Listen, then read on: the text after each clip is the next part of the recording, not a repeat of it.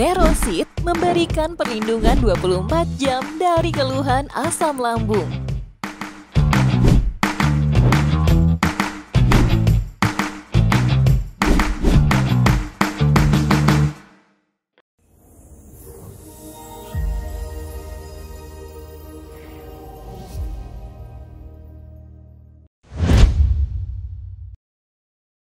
Bismillahirrahmanirrahim.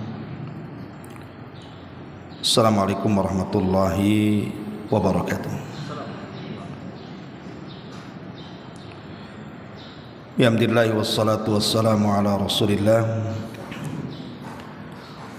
wa ala alihi wa sahbihi wa mawalah wa la hawla wa la quwata illa billahi wa ba'du. Alhamdulillah, segala puja dan puji hanya milik Allah Subhanahu wa ta'ala. Salawat dan juga salam kita hadiahkan kepada Rasul kita Nabi besar Muhammad sallallahu alaihi wa ala alihi wasallam.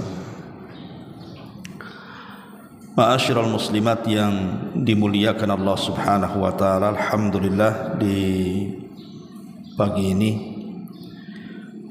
kita bisa kembali duduk untuk berthalabul ilmi di Masjid Darul Ilmi,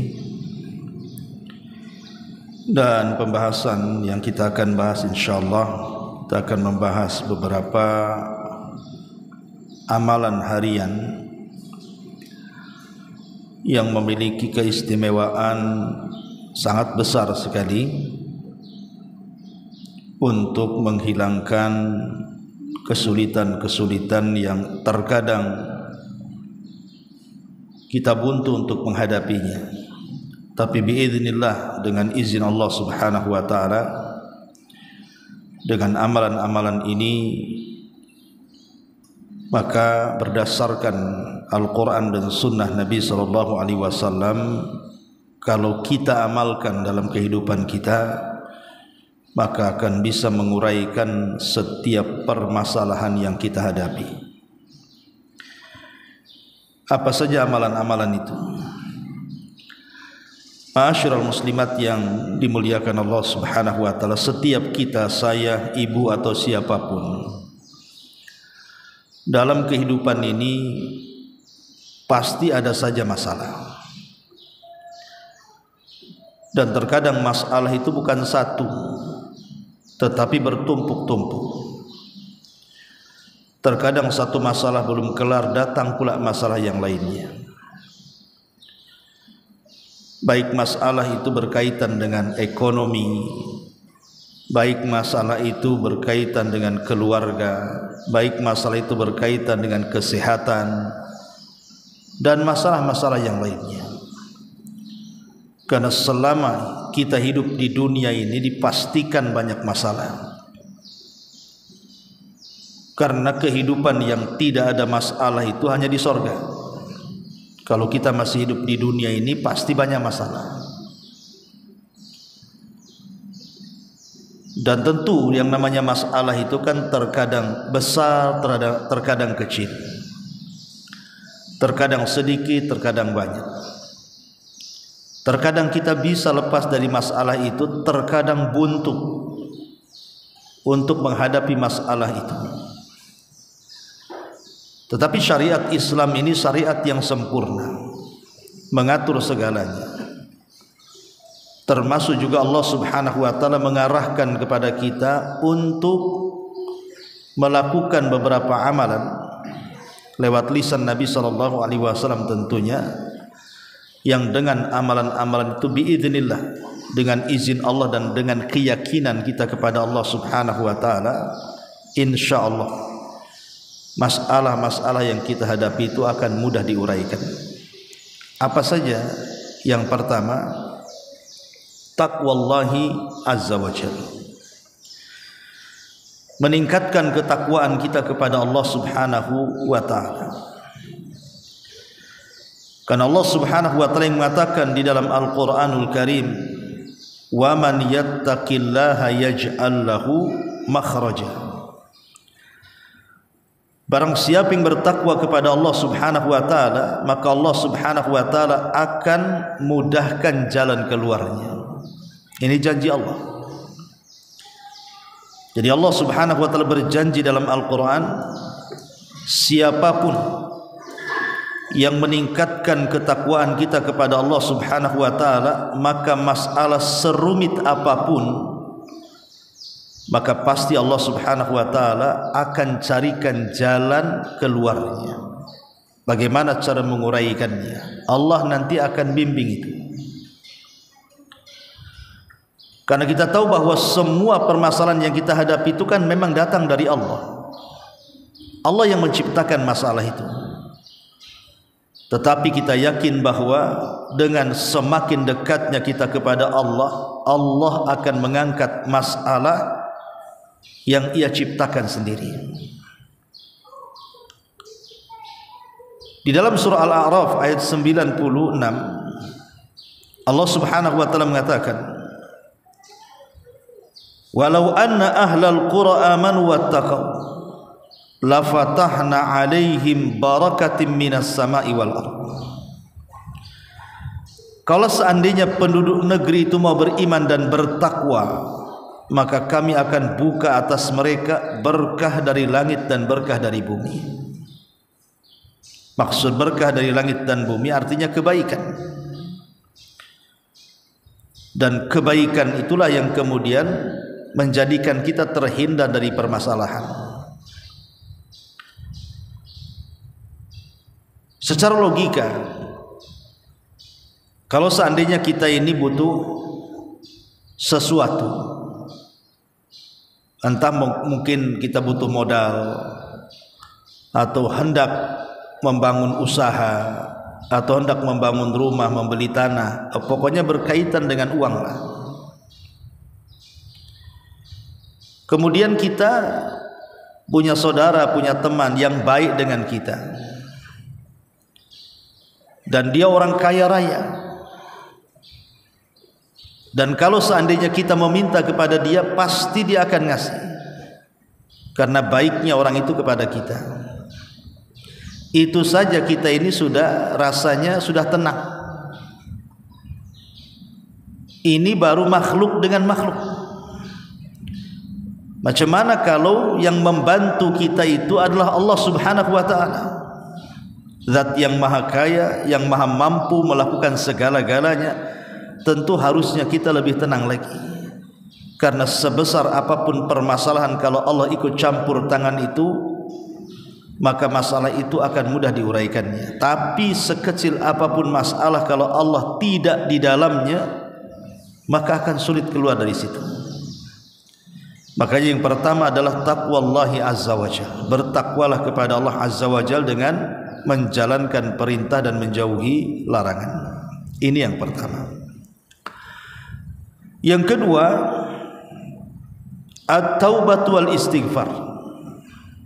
Perbanyak tobat dan perbanyak mengucap istighfar. Astaghfirullahaladzim. Dan itu berdasarkan hadis Nabi sallallahu alaihi wasallam.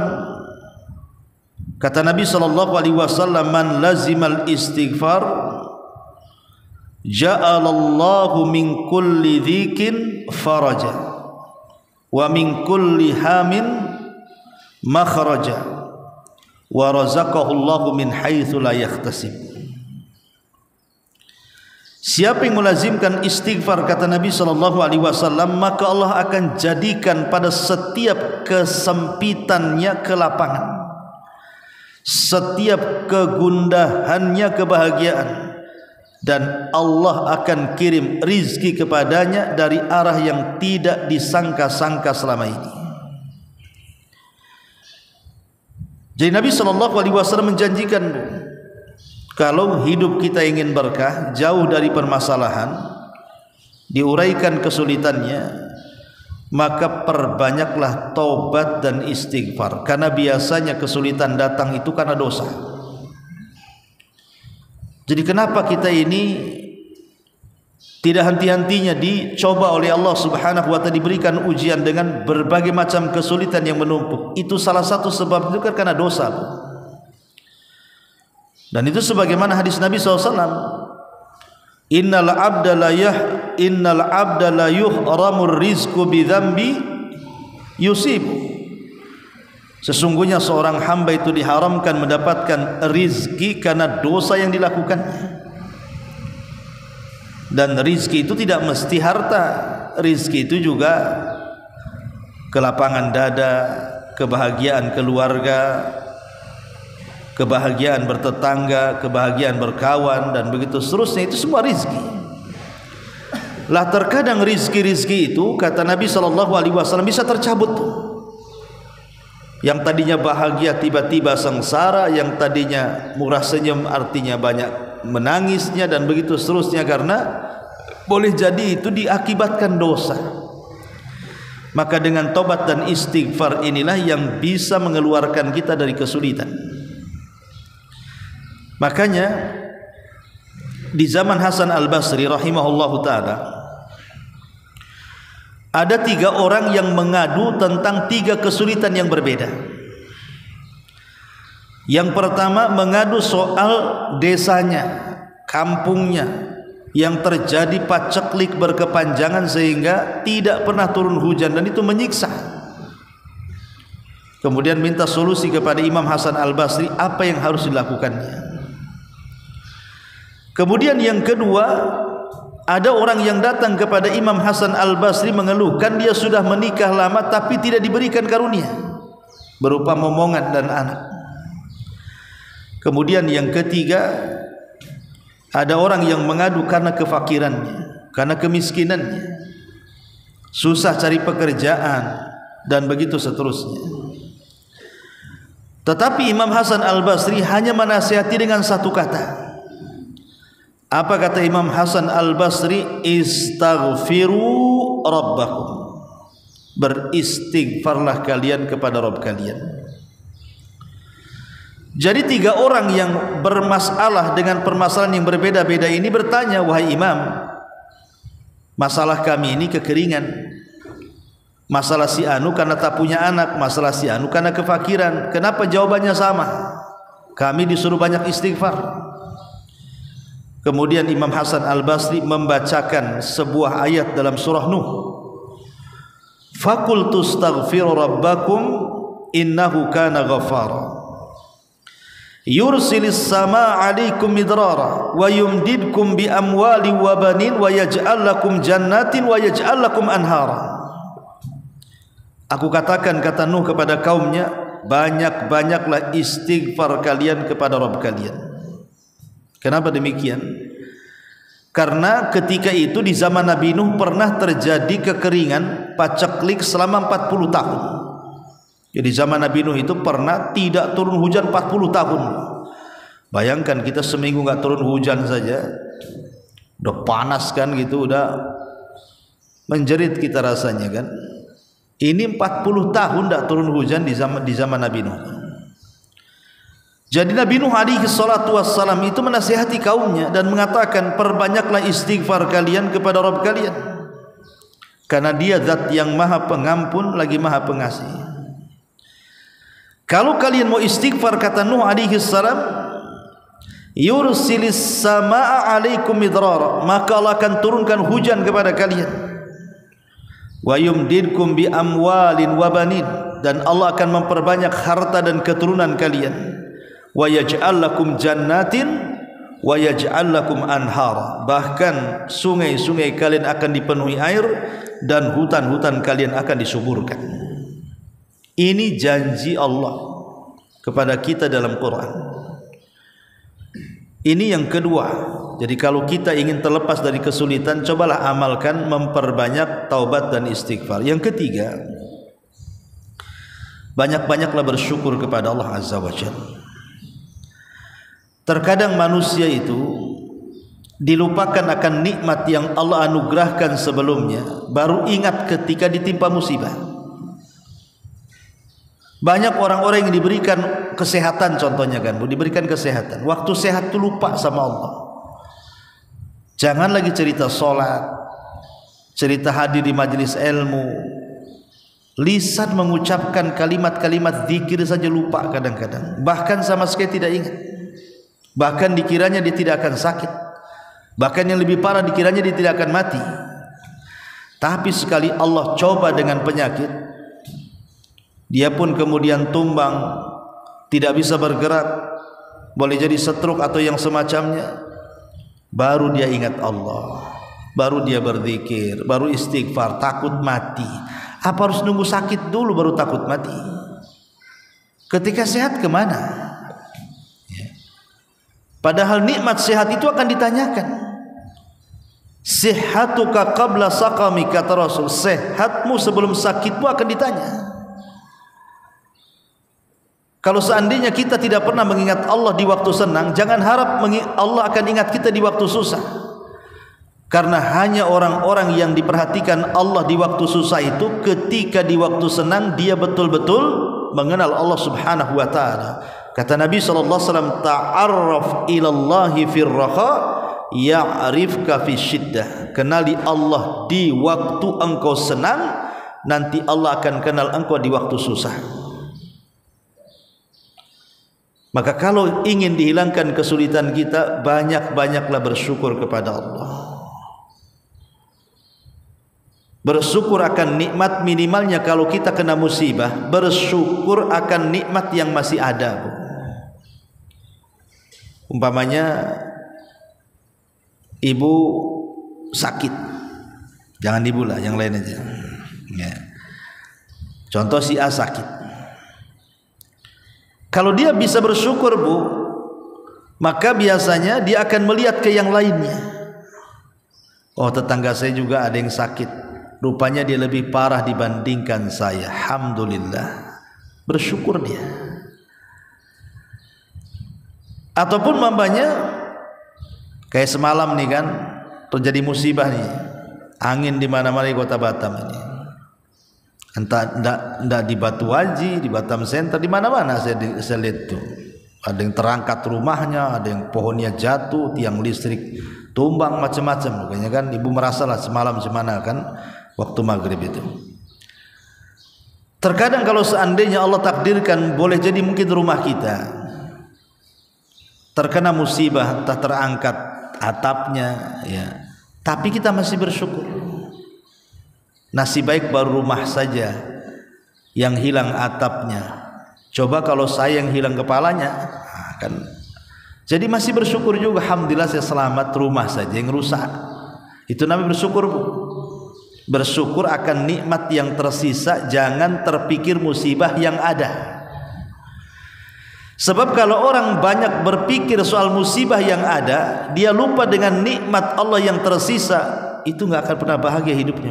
Stres, mikir terus jadinya.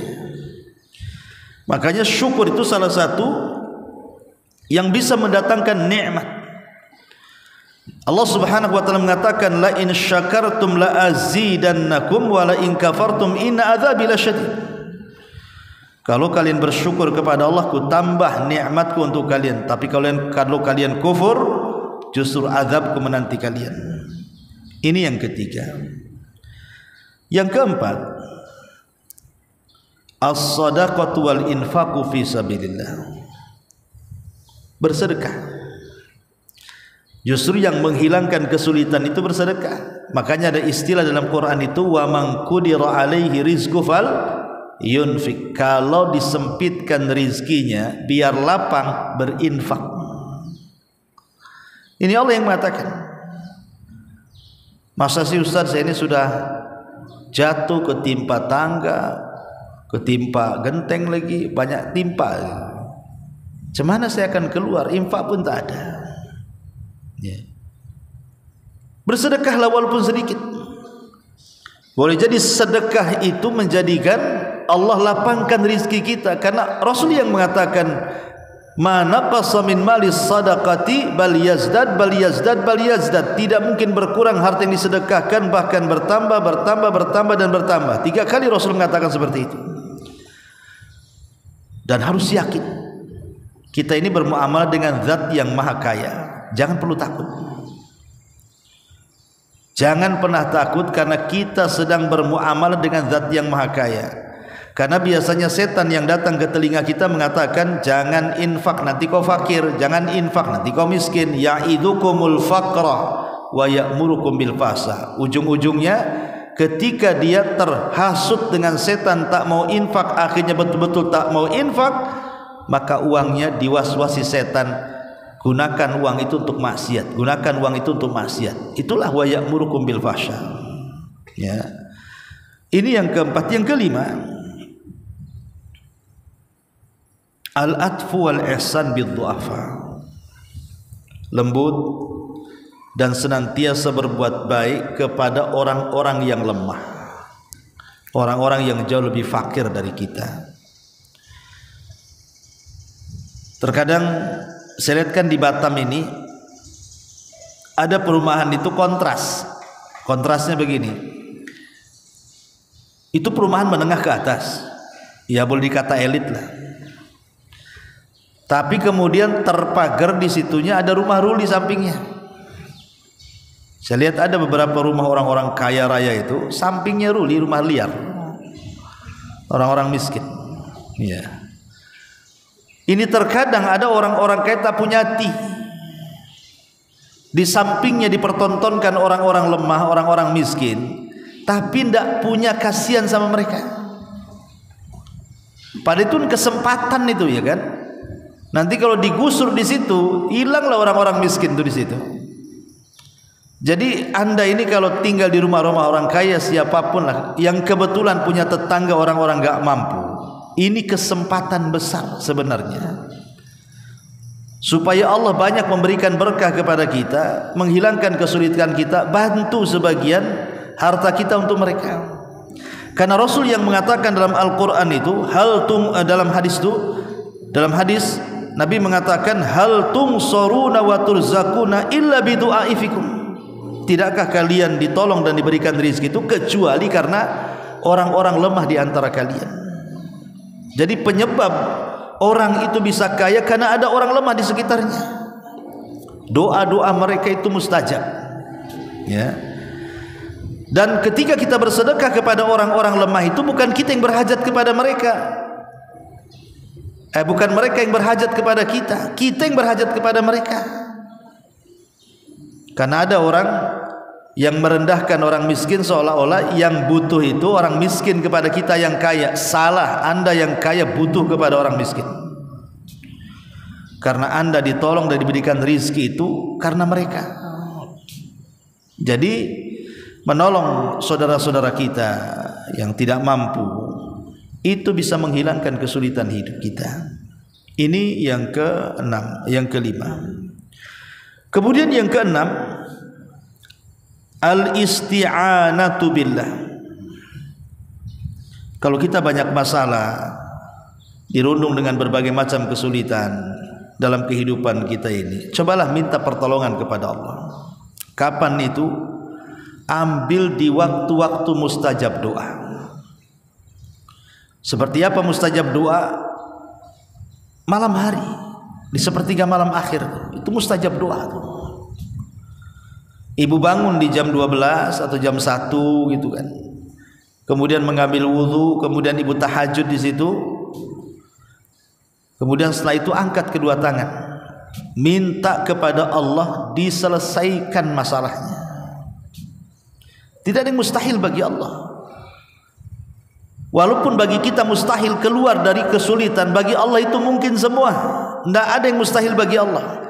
Seberat apapun kesulitan yang kita hadapi, ringan bagi Allah mengeluarkannya.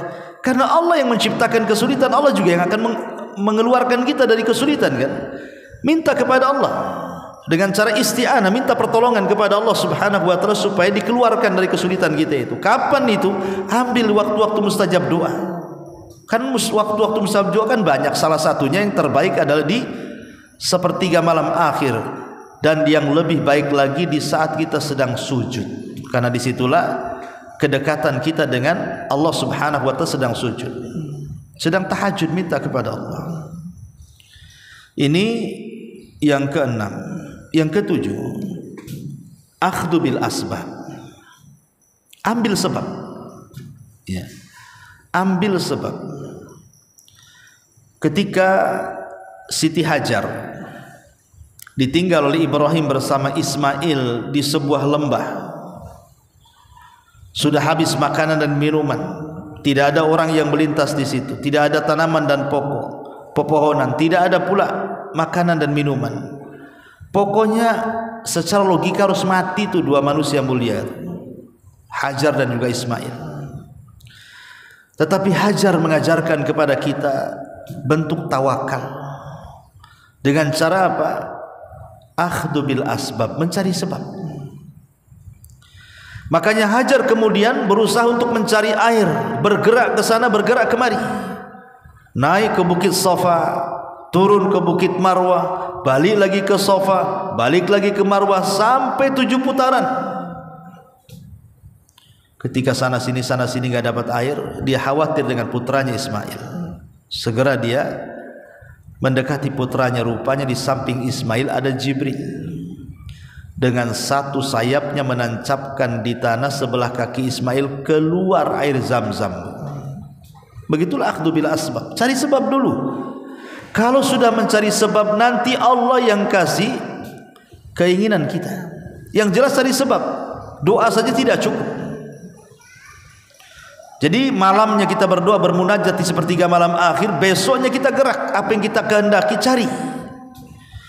Itu paling cepat, itu mengeluarkan kita dari kesulitan.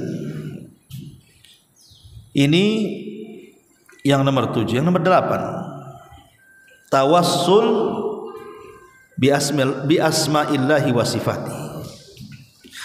Bertawassul dengan nama-nama Allah dan sifat-sifatnya, atau bertawassul dengan amal saleh dan orang yang saleh yang masih hidup.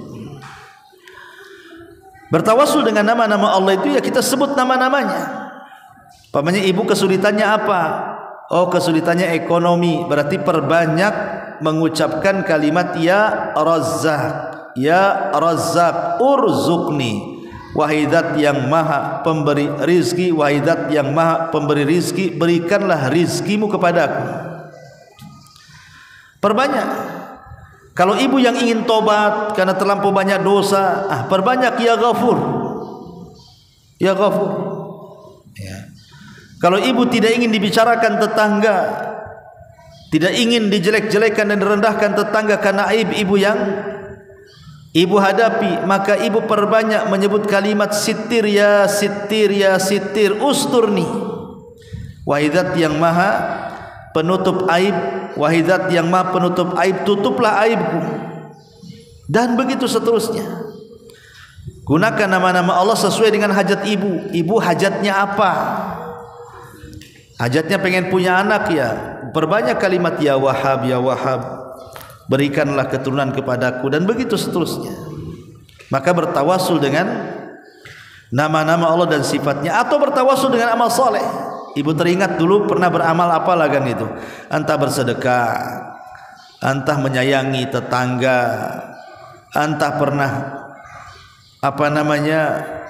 berbuat baik kepada manusia. Ingat-ingat, kita kira-kira nih dalam kehidupan ibu itu, ibu pernah mengamalkan amalan apa yang paling indah sepanjang sejarah ibu hidup tuh, yang paling ikhlas tuh. Gunakan amalan itu untuk di hari ibu sedang kesulitan. Ya Allah, kok hidup saya ini kok sulit sekali, sudah seminggu, sudah sebulan seperti ini. Dulu saya pernah berbuat baik sama si Anu, dan saya lakukan dengan ikhlas. Kalau memang kebaikanku kepada si Anu itu yang lakukan dengan cara ikhlas, kau terima ya Rabb. Hari ini aku butuh dan berhajat kepadamu, tolong lepaskan aku dari masalah ini. Itu namanya tawasul dengan amal soleh. Itu bisa menghilangkan kesulitan juga. Ini yang nomor 8. Yang nomor 9, menghilangkan kesulitan orang lain. Menghilangkan kesulitan orang lain. Nabi SAW mengatakan, man naffasa am mu'minin kurbatan fid dunya naffasallahu kurbatan min kurabi yaumil qiyamah. Barang siapa yang meringankan kesulitan atau satu kesulitan, Rasul mengistilahkan dengan satu kesulitan, siapa yang menghilangkan satu kesulitan yang diderita oleh saudaranya seorang muslim, di dunia, maka Allah akan hilangkan kesulitan dia di dunia dan di akhirat. Jadi kalau seandainya kita ini ada tetangga nampaknya sedang sulit, menghilangkan kesulitan itu tidak mesti pakai materi, Bu. Bisa juga pakai kalimat. Umpamanya ada orang sedih, kita datang, kita hibur, itu menghilangkan kesulitan juga tuh. Ada orang kena kemalangan, entah orang yang dicintainya meninggal, ibu punya kawan, kemudian kawan ini suaminya meninggal atau orang tuanya meninggal, ibu takziah, ibu kasihlah kalimat-kalimat untuk menenangkan, itu menghilangkan kesulitan. Ya, jadi tidak mesti material ya, apa namanya, uang atau apa, enggak mesti materi untuk membantu orang itu. Bisa dalam bentuk tenaga, bisa dalam bentuk waktu, meluangkan waktu, bisa dalam bentuk ucapan, mudah kok sebenarnya. Tapi efeknya besar, karena Allah akan menghilangkan kesulitan kita di dunia dan akhirat. Dan yang terakhir, yang 10 adalah husnudzan billah, berbaik sangkalah dengan Allah. Tidak mesti sebuah musibah atau ujian yang Allah timpakan kepada kita itu buruk bagi kita, Bu. Tidak mesti. Terkadang itu kebaikan bagi kita. Wa asa an takrahu syai'an wa huwa khairul lakum. Dan boleh jadi apa yang kau lihat buruk itu rupanya baik pula di hadapan Allah. Kita tidak tahu. Maka berhusnudzonlah kepada Allah. Kalau kita ditimpa musibah, jangan suudzon kepada Allah, tapi berhusnudzon. Boleh jadi Allah sayang, Allah hendak mengangkat derajat kita, Allah hendak menghilangkan dosa-dosa kita, Allah hendak memberikan kesenangan kepada kita. Kita tidak tahu, ya. Makanya husnudzon itu penting ketika kita berada dalam sebuah kesulitan itu. Karena husnudzon itu akan mengeluarkan kita dari kesulitan. Bukankah Rasul dalam hadis qudsi mengatakan, Allah berfirman, ana ma'adhanni abdi bi, sesungguhnya aku ini akan mengikuti prasangka hambaku. Kalau dia berprasangka baik, aku baik sama dia. Kalau dia berprasangka buruk, aku pun akan buruk sama dia. Lihat, jadi berhusnudzon itu penting ketika tertimpa musibah, karena Allah akan ganti kesulitan itu dengan kemudahan dengan berhusnudzon itu. Nah, ini diantara 10 perkara yang disebutkan para ulama tentang amalan-amalan yang bisa menghilangkan atau menjauhkan kita dari kesulitan-kesulitan dunia. Wallahu a'lam bishawab. Sampai di sini. Kalau ada yang mau bertanya, silakan.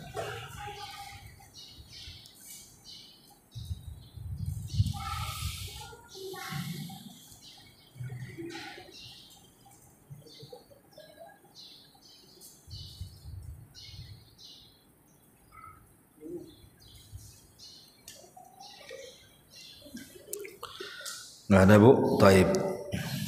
Kalau nggak ada, kita tutup. Mudah-mudahan kita berdoa kepada Allah Azza wa Jal, karena ini cuaca juga katanya menurut informasi beberapa hari ke depan mungkin cuaca kurang baik, ya kan? Kita berdoa kepada Allah, semoga Allah Subhanahu wa taala melindungi kita dan keluarga dan juga kota Batam tercinta ini. Dan ada himbauan hati-hati keluar malam, kalau ada angin sebaiknya tidak usah keluar malam lah. Karena saya lihat tuh musibah-musibah yang terjadi itu, Bu, itu rata-rata malam hari. Musibah-musibah yang terjadi dimanapun yang memakan korban itu rata-rata di malam hari atau mendekati waktu subuh. Ya, maka saya himbau juga ibu-ibu nggak usahlah keluar malam-malam kan, kecuali karena ada kebutuhan mendesak saja. Karena cuaca ke depan ya mudah-mudahan baik-baik saja kan itu. Cuma saya dapat informasi saja. Wallahu a'lam. Subhanaka bihamdika asyhadu an la ilaha illa anta astaghfiruka wa atubu ilaik. Allahu ta'ala alam. Assalamualaikum warahmatullahi wabarakatuh. Intinya bahwa tolong berakhlak kepada Allah. Membahas tafsir dari surah Al-Imran. Lahirlah Imam Muslim, Abi Dawud, Tirmidzi, Ibnu Hibban. Jadi ketika Yunus alaihi salatu wassalam terkena undian itu,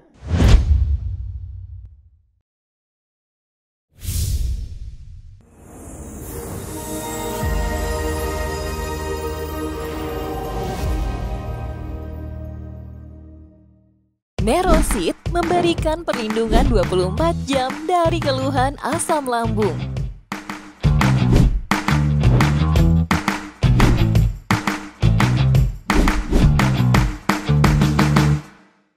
Nerosit memberikan perlindungan 24 jam dari keluhan asam lambung.